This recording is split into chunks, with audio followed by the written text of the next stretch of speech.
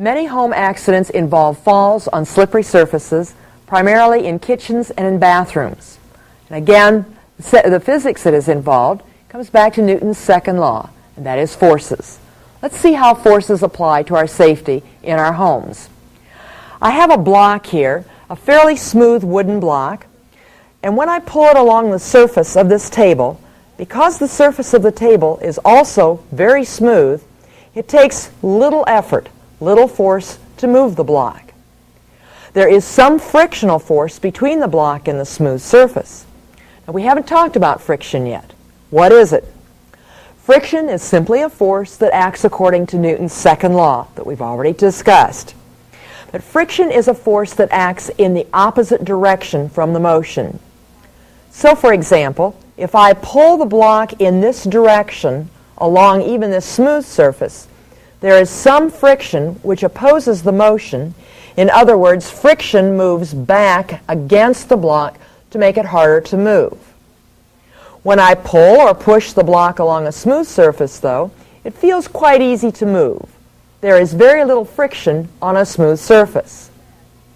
If now instead I change my surface and I use sandpaper, a very rough surface, and move the wood along the sandpaper, now it is actually harder enough to move that I can feel a big difference.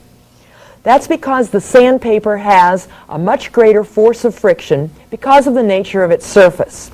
So that when I pull the block along the sandpaper, it doesn't move well. There's a great deal of frictional force working back against that motion, opposing that motion. Now, what does this have to do with safety in the home? One of the slipperiest surfaces that we have in our home is in our own bathrooms, particularly bathtubs and showers. They are wet, and the wetness, the water, decreases the friction between our feet and the surface of the bathtub. So that if you step into a bathtub or a shower that is wet, the friction is so decreased between the two surfaces that it's very easy for your foot to move against the surface of that bathtub, just as it's very easy for this block to move on a smooth surface. It's very important, therefore, if you do not have a rough surface already in your bathtub or your shower, to get safety strips which are similar to sandpaper. Safety strips in the bathtub or safety patterns in the bathtub cause your foot to hit those, and the frictional force opposes the motion that you would ordinarily experience on a wet surface where you'd have a lot of motion, possibly a lot of sliding. So it's important to make sure that the surfaces of your home that may be slippery, that you'll be walking on, are protected. Safety strips, bath mats, all of these protect us in the bathroom, and again, obey the laws of physics.